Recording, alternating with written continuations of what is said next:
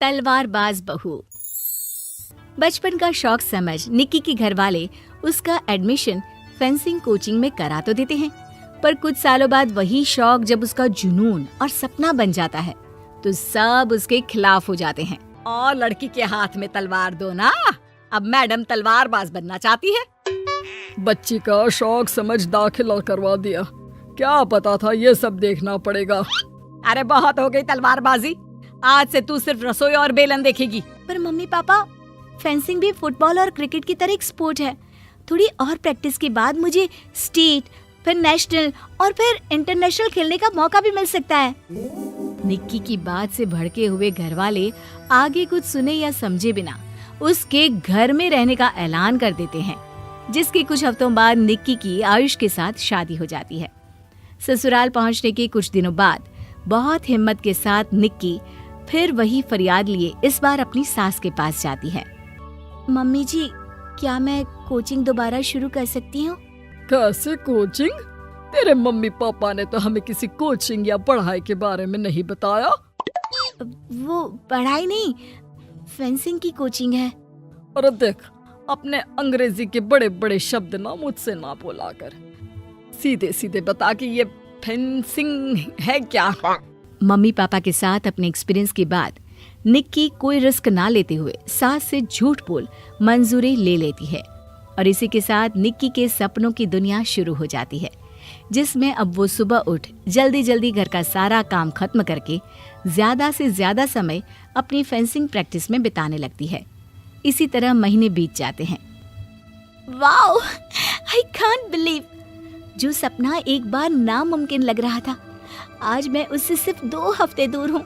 निक्की, तुम बहुत अच्छा कर रही हो, बस अपने फॉर्म को खराब मत होने देना, और नेशनल्स का मेडल तुम्हारे गले में आना पक्का है। इस बात को सुनकर निक्की नेशनल गेम की खुशी में झूमती हुई जैसे ही उस शाम घर पहुंचती है तो आयुष को पैर में प्लास्टर के साथ सोफे पर बैठा देख परेशान हो जाती है। ये क्या, कैसे हुआ? किसी ने मुझे फोन क्यों नहीं किया? ऑफिस से आते हुए रास्ते में किसी ने टक्कर मार दी, इसलिए बहू कल से इसके ठीक होने तक तो कोचिंग से छुट्टी ले ले, डॉक्टर ने पूरा बेड रेस्ट बोला है। पति की हालत और सास की बात से हैरान परेशान निक्की आगे कुछ बोले बिना अपने कमरे में चली जाती है। अब मैं क्या करूंगी? दोनों तरफ मेरी जिम्मेदारी है, अगर एक भी पूरी नहीं की तो लाइफ में दोबारा सुकून की सांस नहीं ले पाऊंगी। सच बता दूं क्या? नहीं, अगर इन्होंने भी घर में कैद कर लिया तो बचा कुचा मौका भी खो दूंगी। भगवान, आपने मुझे कहाँ फंसा दिया? मन ही मन ये सब सोचते हुए निक्की घर के काम और पति की सेवा में लग जाती है। इसी तरह 1 हफ्ता बीत जाता है। बहुत सोचने के बाद भी जब कोई दूसरा रास्ता नहीं दिखता तो निक्की सबको फेंसिंग की सच्चाई बताने का फैसला करती है और सास और पति के पास आती है। मम्मी, आयुष, मुझे आप दोनों से एक बात करनी है। तुम्हें भी मम्मी की तरह गैस हो गई है क्या? तू भी बूढ़ी औरत की मजाक उड़ा ले। एक दिन जब तेरे बच्चे तेरा मजाक उड़ाएंगे ना, तो मैं भी उनके साथ बैठकर हंसूंगी। घर का ये हंसता खेलता माहौल देखकर निक्की आगे कुछ बोल ही नहीं पाती। तभी गोलियां चलने की आवाज सुनकर सब डर जाते हैं और कुछ आतंकवादी घर में घुसकर सबको बाहर निकाल देते हैं, जहां उनके एरिया के बाकी सब लोग भी इकट्ठा होते हैं। कोई किसी भी तरह के होशियारी नहीं करेगा, हमें बस कुछ समय के लिए चुप होने की जगह चाहिए, इसलिए अगर तमीज में रहोगे तो जिंदा बच जाओगे, और अगर मरने का ज्यादा मन हो तो अपना सीआईडी वाला दिमाग चला सकते हो। डर की वजह से कोई इसके आगे कुछ नहीं बोलता। कुछ घंटे इसी तरह आतंकवादियों की कैद में बैठे रहने के बाद निक्की की सास गुस्से में चिल्लाने लगती है। अरे तुम कल मुँहों को आम लोगों को परेशान करने के अलावा और कुछ नहीं आता क्या? मैं कहती हूँ, अरे एक एक को मेरी बद्दुआ लगेगी, कोई जिंदा नहीं बचेगा। ये आप क्या कर रही हो मम्मी? सॉरी, वो परेशान हो गई इसलिए कुछ भी बोल दिया। प्लीज इन्हें छोड़ दीजिए, आप कुछ नहीं बोलेंगी। अरे तू डरपोक की तरह इनसे माफी मांग रहा है, कुछ तो अपने पापा के गुण ले लेता। अगर आज वो यहाँ होते तो इतनी देर में सबका गला काट चुके होते। क्या मतलब? नहीं मम्मी, प्लीज दोबारा वही सब शुरू मत करना। आखिर कोई मुझे भी बताएगा कि बात क्या है? तेरे ससुर जी अपने समय के सबसे बेहतरीन और उम्दा तलवारबाज थे। कोई कितनी भी बड़ी बंदूक या कितने भी ज्यादा हथियारों के साथ उनके सामने क्यों ना आ जाए, सबको एक एक करके चित कर देते थे। वाह, ससुर जी और क्या क्या करते थे? निक्की का इंटरेस्ट देख सास उसे ससुर जी और उनकी तलवारबाजी की कहानियां सुनाने लगती है, जिन्हें बहुत देर तक सुनने के बाद अपने आप को रोक ना पाते हुए निक्की आखिर उनसे तलवार के बारे में पूछ ही लेती है। मम्मी जी, क्या पापा जी की वो तलवार आज भी आपके पास है? अरे इन्होंने अपने बेटे से ज्यादा उस तलवार से प्यार किया है तो फेंक कैसे देती, संदूक में संभाल कर रखी है।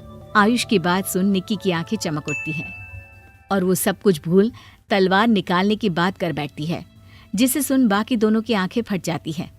क्या बोला, जरा फिर से बोल। क्या कहानियां सुनकर तुम भी अपने आप को झांसी की रानी समझने लगी? यही समझ लो कि तुमने झांसी की रानी के साथ ही शादी की है। ओ मोहतरमा, जरा सपनों की दुनिया से बाहर निकल आओ और शांति से बैठ जाओ, आई बड़ी झांसी की रानी बनेगी। माहौल की गंभीरता और सास आयुष का रिएक्शन देख निक्की के पास उन्हें सच्चाई बताने के अलावा और कोई ऑप्शन नहीं बचता, इसलिए वो बिना कुछ सोचे समझे और देर किए उन्हें पूरी सच्चाई बता देती है, जिसे सुन दोनों भौंचक्के रह जाते हैं। और इसी के साथ अगले हफ्ते मुझे नेशनल्स खेलने का भी मौका मिला है, भरोसा कीजिए मैं कर सकती हूँ। निक्की की बातों से अभी तक सदमे में बैठे आयुष और सास उनकी तबीयत खराब होने का बहाना बनाते हैं और दवाइयाँ लाने के बहाने घर के अंदर जाने की बात करते हैं, जिस पर एक आतंकवादी भी उनके साथ घर के अंदर जाता है। निक्की दवाइयाँ लेने के बाद बाथरूम का बहाना बनाकर सास के कमरे में पहुंच जाती है। अब क्या बाथरूम भी साथ चलोगे? यहीं कमरे में रुको। 5 मिनट में बाहर नहीं आई तो अंदर आकर सारी गालियां सिर में उतार दूंगा। निक्की बाथरूम के अंदर चली जाती है। अब क्या करूं? तलवार कैसे निकालूं? मुझे किसी भी तरह इससे छुटकारा पाना होगा। सोच निक्की, जल्दी कुछ सोच। कुछ देर परेशान बाथरूम में इधर से उधर घूमने के बाद निक्की की नजर फर्स्ट एड बॉक्स पर पड़ती है और वो तुरंत उसमें से कैंची निकालकर उसे छुपाते हुए चुपचाप बाहर निकल आती है। हो गया तुम्हारा सारा नाटक खत्म, अब चुपचाप ये दवाइयाँ उठाकर बाहर चलो। ऐसा बोलकर जैसे ही आतंकवादी मुड़ता है, निक्की तुरंत उसकी गर्दन पर कैंची से वार कर देती है और उसकी बंदूक हाथ में लिए संदूक से तलवार निकालने लगती है, जिसके कुछ देर बाद वो घर के पीछे वाली खिड़की से बाहर निकलकर छुपकर एक एक करके सब आतंकवादियों पर वार करके उन्हें घायल कर देती है। अब सारे पब्लिक की कैद में आ जाते हैं। ये सब देखकर आयुष और सास के साथ सारे लोग दंग रह जाते हैं। सास का सर गर्व से ऊंचा हो जाता है। मेरी बहू सिर्फ नेशनल्स नहीं, इंटरनेशनल भी खेलेगी। हाँ।